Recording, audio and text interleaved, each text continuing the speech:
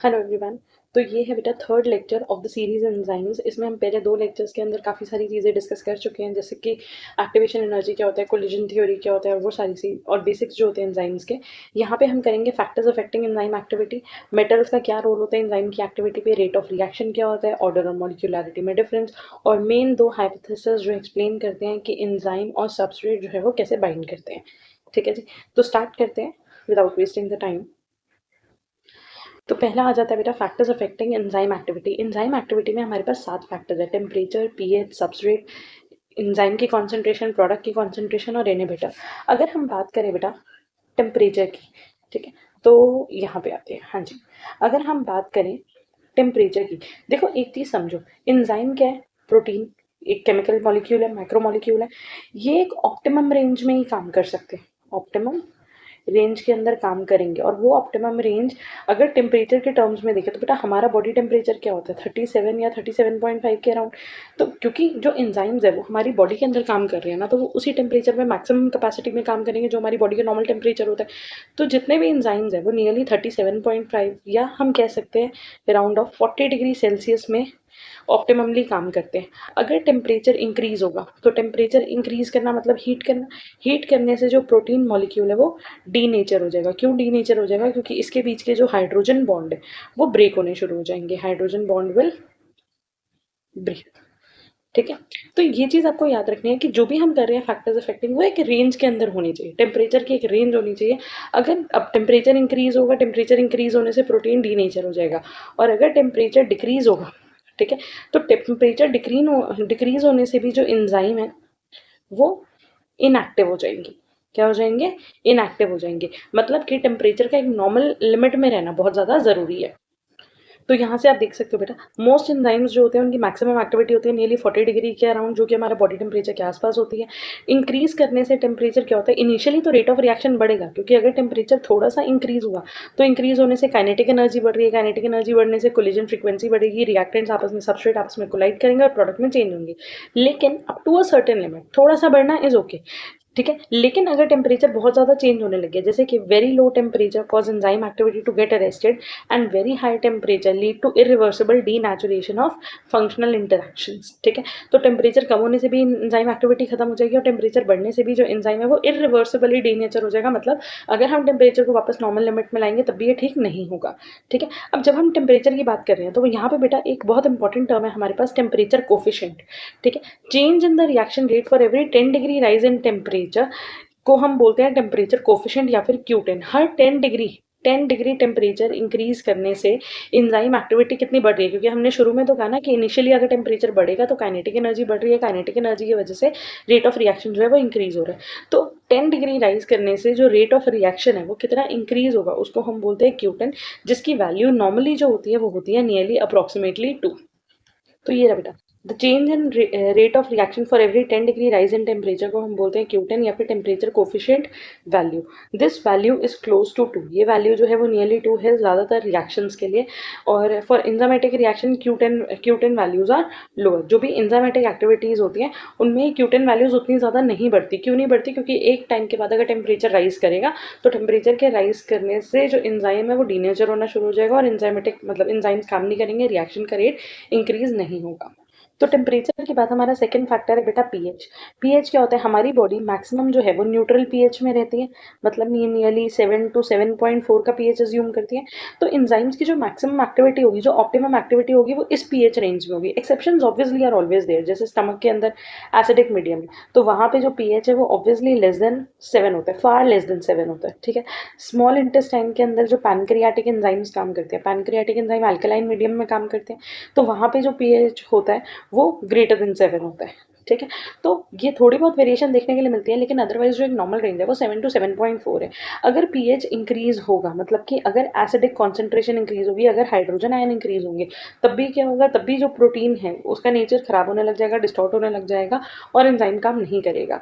अगर pH alkaline हो जाता है, मतलब कि बेसिक हो जाता है, फॉर एग्जाम्पल हाइड्रोक्साइड आयन की कॉन्सेंट्रेशन बढ़ गई, दोनों ही कंडीशन में जो एंजाइम की एक्टिविटी है वो डिक्रीज हो जाएगी, ठीक है। और यहाँ पे एक चीज़ और समझो, हर एंजाइम क्योंकि प्रोटीन है, और प्रोटीन का बेटा एक आइसो इलेक्ट्रिक पॉइंट होता है, आइसो इलेक्ट्रिक पॉइंट जिसमें वो ज्विटर आयन की तरह काम करता है कि उस पर एक पॉजिटिव चार्ज भी है, एक नेगेटिव चार्ज भी है, तो ओवरऑल वो क्या कैसे एक्ट कर रहा है, ज्विटर आयन की तरह। ठीक है, तो आइसो इलेक्ट्रिक पॉइंट पे एंजाइम की जो एक्टिविटी होती है वो मैक्सिमम होती है। ठीक है, तो ionisation state changes in hydrogen and hydroxide concentration की वजह से एंजाइम की जो अमीनो एसिड की जो एक्टिव साइट है वो खराब होने लग जाएगी, अफेक्ट होने लग जाएगी, और जिसकी वजह से कैटालिसिस इफेक्ट होगा। ऑप्टिमम पीएच क्या होता है, ज़्यादातर एंजाइम जो है वो फिजियोलॉजिकल पीएच मतलब कि 7.4 के आसपास काम करते हैं। इसका जो कर्व होता है वो बेटा बेल शेप्ड कर्व होता है, मतलब कि 7 पीएच के आसपास जो एंजाइम होगा वो मैक्सिमम कॉन्सेंट्रेशन में काम करेगा, लेकिन जैसे जैसे अगर पीएच बढ़ेगा या पीएच कम होगा तो इसकी जो एक्टिविटी है वो डिक्रीज हो जाएगी। एंजाइम स्पेसिफिसिटी की बात करें तो optimal pH bye enzyme location and function भी होता है। जैसे हमने कहा कि स्टमक के अंदर जो एंजाइम काम कर रहा है पेप्सिन, क्योंकि स्टमक में एसिडिक मीडियम है या इस एंजाइम को एसिडिक मीडियम चाहिए होता है, तो कुछ जो है मतलब देर आर एक्सेप्शन। नॉर्मली हम कह रहे हैं एंजाइम 7 या 7.4 के पीएच में काम करते हैं, लेकिन देर आर एंजाइम जो एसिडिक मीडियम में काम कर रहे हैं, या फिर कैटलेज और पैनक्रियाटिक, कैटलेज तो न्यूट्रल में है, पैनक्रियाटिक लाइपेज ट्रिप्सिन जैसे एंजाइम्स है जो अल्कलाइन मीडियम में काम कर रहे हैं। अक्यूट और एक्सट्रीम डेविएशन इन पीएच की वजह से हाइड्रोजन बॉन्ड डिस्टर्ब हो जाएंगे और परमानेंट लॉस ऑफ स्ट्रक्चर हो जाएगा एक एंजाइम का, जिसकी वजह से इरिवर्सिबली एंजाइम जो है वो रिएक्शन को कैटलाइज नहीं करेगा।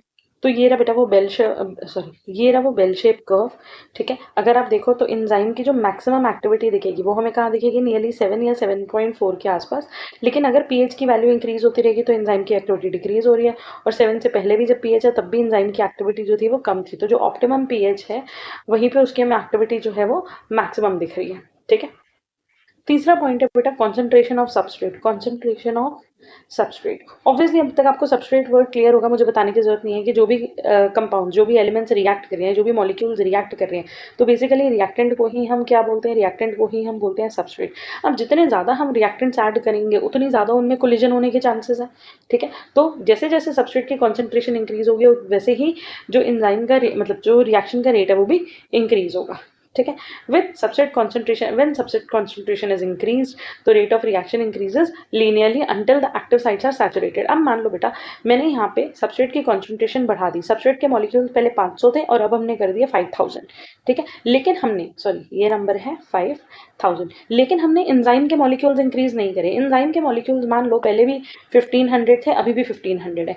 तो अगर मैंने सबस्ट्रेट को 50 से 5000 में बढ़ाया तो, लेकिन एंजाइम को तो चेंज नहीं करा ना, तो अब क्या होगा, अगर 1500 एंजाइम मॉलिक्यूल है तो 1500 एंजाइम के साथ से 1500 सबस्ट्रेट ही बाइंड करेंगे।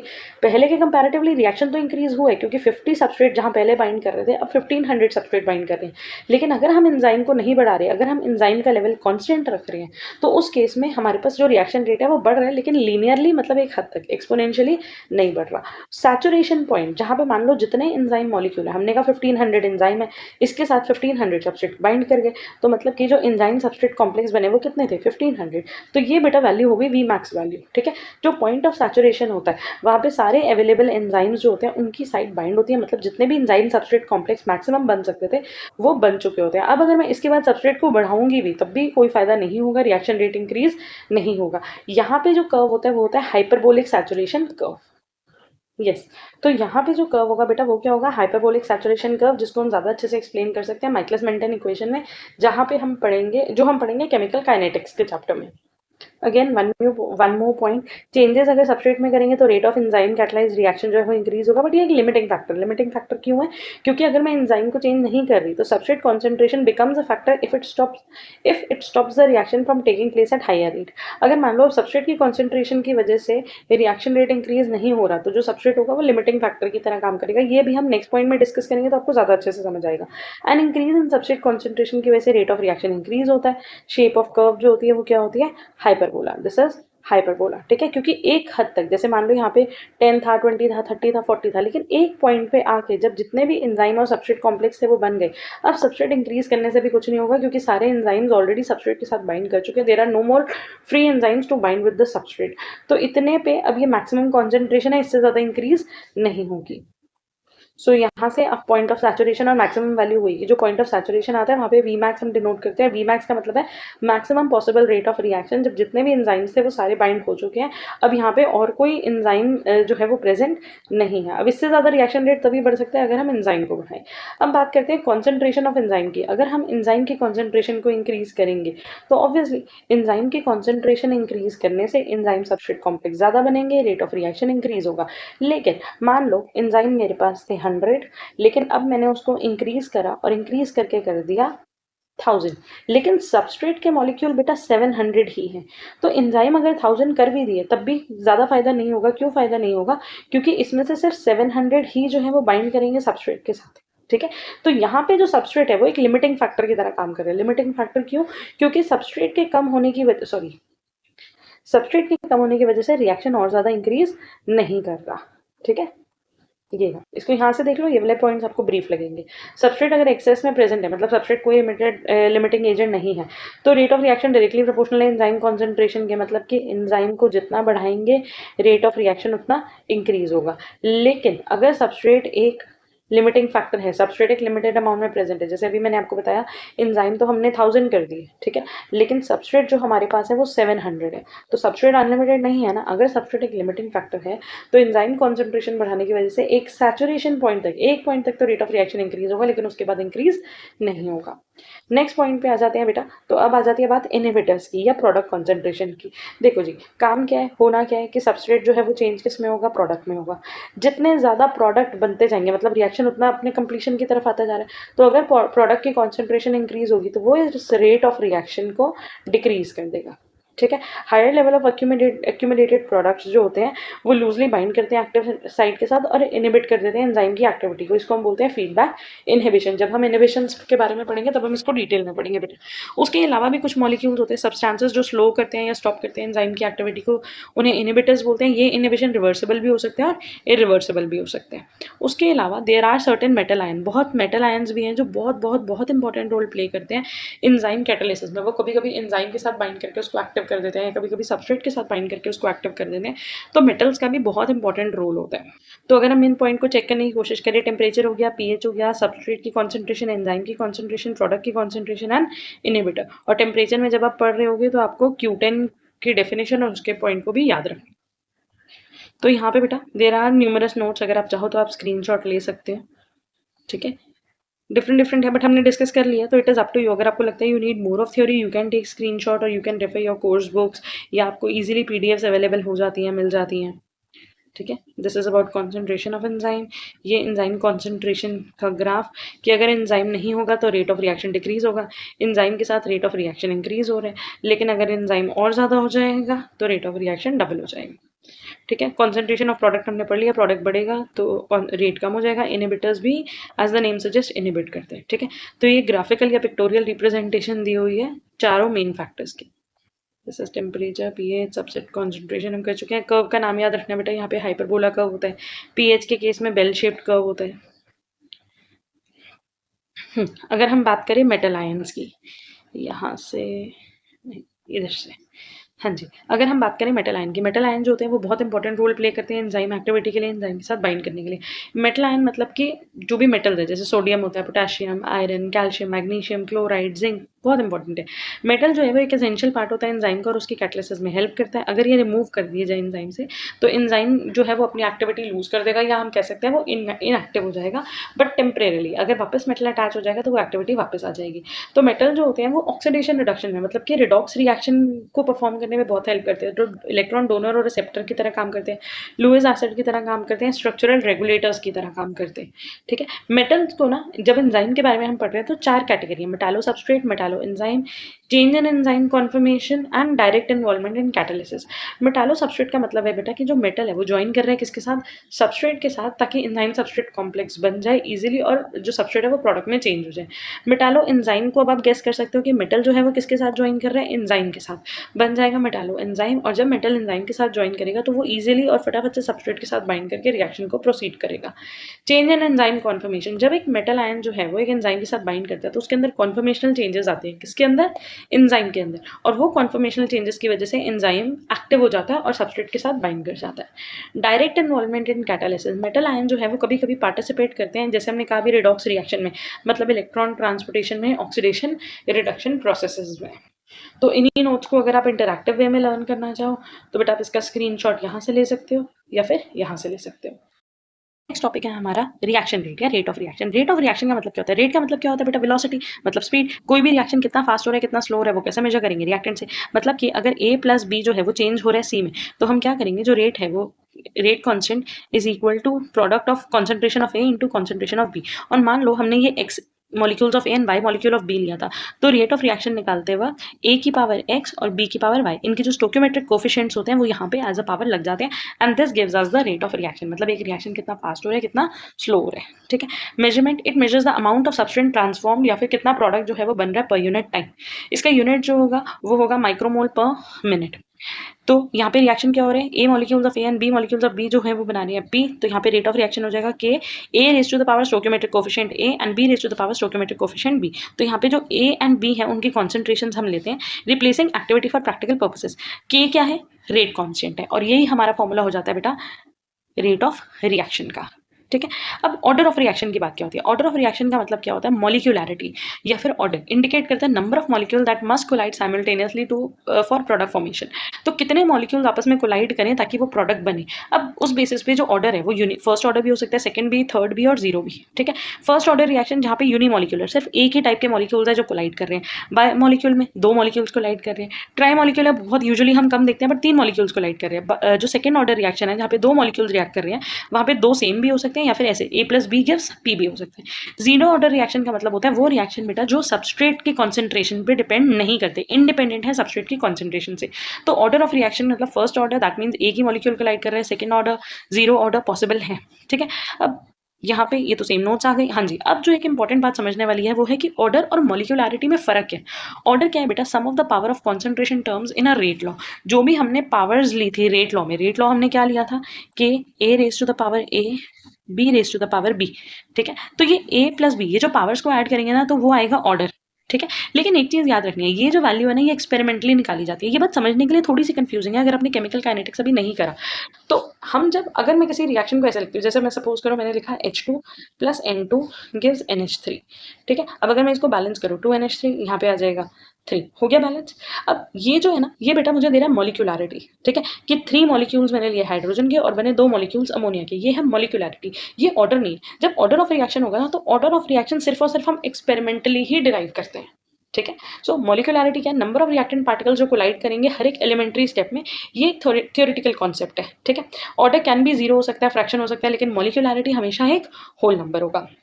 तो ऑर्डर की बात करें, sum of concentration term powers in rate law expression, लेकिन ये एक एक्सपेरिमेंटल वैल्यू है। मॉलिक्यूलैरिटी क्या है, नंबर ऑफ रिएक्टिंग स्पीशीज जो कोलाइड कर रहे हैं, बट ये एक थ्योरेटिकल वैल्यू है। ऑर्डर जीरो भी हो सकता है, होल नंबर, नेगेटिव, फ्रैक्शन, कुछ भी हो सकता है, ठीक है। लेकिन मॉलिक्यूलैरिटी हमेशा पॉजिटिव होगी और होल नंबर होगी। Order does not have to match the stoichiometric coefficient, जरूरी नहीं है कि जो स्टोकियोमेट्रिक कोफिशिएंट्स हो वही ऑर्डर हो, नहीं, लेकिन जो मॉलिक्यूलैरिटी होती है वो स्टोकियोमेट्रिक कोफिशिएंट ही होती है, ठीक है। ऑर्डर जो होता है वो एक्सपेरिमेंटली ही निकल के आता है। अब हमारा इस वीडियो का सबसे लास्ट पार्ट है बेटा models to understand that how enzyme substrate bind to form enzyme substrate complex। इस पे बेस्ड बेटा दो मॉडल्स हैं, एक है लॉकेन की हाइपोथेसिस, ठीक है, और एक है इंड्यूस्ड फिट थ्योरी या इंड्यूस्ड फिट मॉडल। लॉकेन की हाइपोथेसिस शायद आप लोगों ने पढ़ा होगा, नहीं पढ़ा होगा तो आप नाम से समझ सकते हो, ताला और चाबी, लॉक एंड की। Every lock has a specific की, हैज अ स्पेसिफिक की। तो यहाँ पे ना दो चीज़ें समझ में आ गई, हर लॉक की एक स्पेसिफिक की होती है, उसका मतलब हर एंजाइम एक स्पेसिफिक सबस्ट्रेट के साथ ही बाइंड करेगा, या हर सबस्ट्रेट का एक स्पेसिफिक एंजाइम ही होगा। दूसरी चीज़ बेटा, अगर ये एक लॉक है, ठीक है, और यहाँ पे आ गई इसकी की, तो क्या ये की हम कहीं पे भी लगा सकते हैं? नहीं, देयर इज अ की होल जहाँ पे ऑब्वियसली ये की लगेगी। दैट मीन्स एक तो ये हुआ कि ये दोनों स्पेसिफिक है, दूसरा there is a specific site जहाँ पे जाके ये की लगेगी। तो ये हमें बताता है बाइंड वो एक्टिव साइट ऑफ एंजाइम का कॉन्सेप्ट, कि एंजाइम में जहाँ पे आके, जैसे मान लो ये कोई एंजाइम है और इस एंजाइम में बेटा यहाँ पे आके एक सबस्ट्रेट बाइंड कर रहा है, तो ये जो बाइंडिंग साइट है ना, ये इसको हम एंजाइम की एक्टिव साइट बोलते हैं। ये भी एक्सप्लेन कर रहे हैं लॉकेन की हाइपोथेसिस, ठीक है। तो अगर हम देखिए, it was given by Emil Fischer, enzyme substrate fit like key in a lock. तो एंजाइम और सबस्ट्रेट कैसे फिट होते हैं? की एंड लॉक की तरह। इसको हम ऑल्टरनेटिवली टेम्पलेट मॉडल भी बोलते हैं। इसमें यूनिक एक्टिव साइट है, हम मान के चल रहे हैं कि एंजाइम के पास यूनिक एक्टिव साइट्स है जहाँ पे सबस्ट्रेट जो है वो आके बाइंड करता है। Hypothesis focus only on the enzyme active site, useful है बायोकेमिकल प्रोसेस को समझने के लिए, लेकिन इसके कुछ लिमिटेशन लिमिटेशन भी है, देयर आर सर्टेन थिंग्स जो नहीं समझा पा रहा है।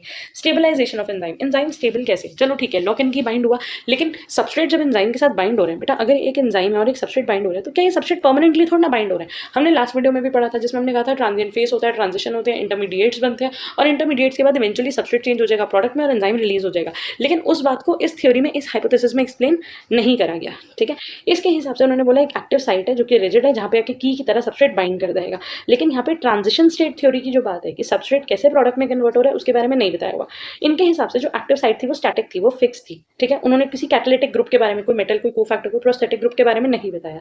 दूसरी चीज, इसके हिसाब से लॉक-इन की हाइपोथेसिस के हिसाब से एंजाइम जो है, एक्टिव साइट जो है वो रिजिड है। लेकिन बेटा बाद में एक्सरे डिफ्रैक्शन स्टडीज से रिवील हुआ कि जो एक्टिव साइट होती है वो फ्लेक्सिबल होती है। ठीक है, स्टैटिक नहीं होती। तो इसीलिए इस मॉडल के कुछ पॉइंट्स तो हमें समझ में आ रहे हैं, लेकिन कुछ पॉइंट देयर आर लिमिटेशंस। ये फ्लेक्सिबिलिटी ऑफ एक्टिव साइट को, ट्रांजिशन स्टेट थ्योरी को, स्टेबलाइजेशन ऑफ एंजाइम को एक्सप्लेन नहीं कर पा रहा। ठीक है, इसी को अगर आप डायग्राम के फॉर्म में देखने की कोशिश करो, ये एक सबस्ट्रेट है जहाँ पे बेटा जिसकी कॉम्प्लीमेंट्री शेप है जो जाके यहाँ पे बाइंड होगा। ठीक है, तो मतलब ये एंजाइम एक लॉक की तरह है, सबस्ट्रेट की तरह है, और सबस्ट्रेट की जाके लॉक के साथ बाइंड करेगी एक पर्टिकुलर साइट पे। ठीक है, फिर बाद में प्रोडक्ट रिलीज हो जाएंगे। क्या चीज़ें ये समझा रहे हैं, ये हमें समझा रहे हैं कि स्पेसिफिसिटी के बारे में, कि एक की स्पेसिफिक होती है लॉक के लिए, उसी तरह सबस्ट्रेट और एंजाइम भी स्पेसिफिक होते हैं।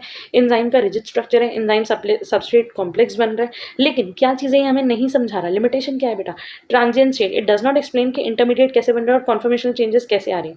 मल्टीपल सबस्ट्रेट कैसे बाइंड करेंगे नहीं एक्सप्लेन कर पा रहा, एंजाइम की फ्लेक्सिबिलिटी को एक्सप्लेन नहीं कर पा रहा। नेक्स्ट मॉडल बेटा हमारा आ जाता है induce fit model. Induce fit model as the name suggest, induce होके फिट होना, मतलब वो पहले से फिट नहीं हो रहा था, लेकिन जब वो अटैच हुआ तो वो अडेप्ट होकर फिट हो गया। अगर आप यहाँ से डायग्राम देखोगे तो अच्छे से शायद समझ पाओ। ये बेटा एक डायग्राम है। ठीक है, इसमें यहाँ पे देखो ये सबस्ट्रेट है और यहाँ पे एंजाइम दिखाया हुआ है। ठीक है, जब ये बाइंड कर रहा है, आपको एरोस दिख रहे हैं ना, धीरे धीरे, ये एक्जैक्टली उसके जैसा नहीं है, लेकिन जब ये बाइंड करेगा तो ये एक दूसरे के साथ थोड़ा सा कॉन्फर्मेशनल चेंजेस लाएंगे और कॉन्फर्मेशनल चेंजेस लाने के साथ साथ ये एक दूसरे के साथ बाइंड कर जाएंगे। ठीक है, तो आते हैं इसके थ्योरी पे। ये दिस वाज गिवन बाय बेटा कॉशलैंड इन द ईयर 1958। यहाँ पे उन्होंने बोला एंजाइम फ्लेक्सिबल होते हैं, उनकी एक्टिव साइट जो होती है वो मॉडिफाई हो जाती है सबस्ट्रेट के साथ बाइंड होने के बाद। ठीक है, एक्टिव साइट्स रिजिड नहीं होती। मैकेनिज्म क्या है, active site is only complementary to transition state after substrate is bind. जब सबस्ट्रेट बाइंड हो जाएगा तो एक्टिव साइट पे चेंजेस आने शुरू हो जाएंगे, जिसकी वजह से ट्रांजिएंट स्टेट बनेगी, इंटरमीडिएट्स बनेंगे। Substrate proximity induces conformational changes. Substrate proximity, substrate closeness, जब एंजाइम के साथ आके सबस्ट्रेट बाइंड करेगा या उसकी विसिनिटी में आएगा तो एंजाइम के अंदर कॉन्फर्मेशन, शेप में, साइज में चेंजेस आएंगे, जिसकी वजह से सबस्ट्रेट वहाँ पे बाइंड कर जाएगा। फॉर एग्जाम्पल मान लेते हैं ये एक एंजाइम है, समथिंग लाइक दिस। ठीक है, और जो सबस्ट्रेट है ना वो कुछ ऐसे करके है। ठीक है, लेकिन जब ये बाइंड करेंगे, जब बाइंड करेंगे तब बेटा क्या होगा, तब एंजाइम के अंदर खुद से चेंजेस आएंगे और वो इस तरीके से उसकी जो एक्टिव साइट है, जो यहाँ पे एक्टिव साइट थी, वो इस तरीके से चेंज हो जाएगी कि सबस्ट्रेट बाइंड हो जाए। ठीक है, यहाँ पे ग्रुप्स प्रेजेंट होते हैं जो इनकी बाइंडिंग और कैटालिसिस में हेल्प करते हैं, और यहाँ पे एक डायनेमिक रिकॉग्निशन प्रोसेस है जो धीरे धीरे ग्रेजुअली चेंज हो रहा है, सो दैट सबस्ट्रेट जो है वो चेंज हो जाए ट्रांजिशन स्टेट में, इंटरमीडिएट में। रेसिप्रोकल चेंज, सबस्ट्रेट जो है वो अंडरगो करता है रेसिप्रोकल चेंजेस में, मतलब रिवर्स भी होगा प्रोसेस।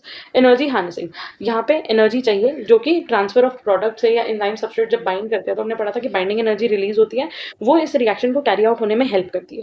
कैटालिटिक ग्रुप्स की बात करी गई थी। एक्सप्लेनेशंस जो है वो इसमें कई कई चीजें हैं जो बहुत इजीली हमें समझ में समझाई गई हैं, जो कि लॉक-इन की हाइपोथेसिस में नहीं हो रही थी। ठीक है, तो यहाँ पे अगर आप देखो ये अनबाउंड स्टेट है, फिर सबस्ट्रेट आके बाइंड करेगा, कॉन्फर्मेशनल चेंजेस आएंगे और बाद में यहाँ पे ट्रांजिएंट चेंजेस होंगे, जिसकी वजह से बाद में रिलीज हो जाएगा और फाइनली जो प्रोडक्ट है वो फॉर्म हो जाएगा, प्रोडक्ट रिलीज हो जाएगा और एंजाइम जो है वो भी फ्री हो जाएगा।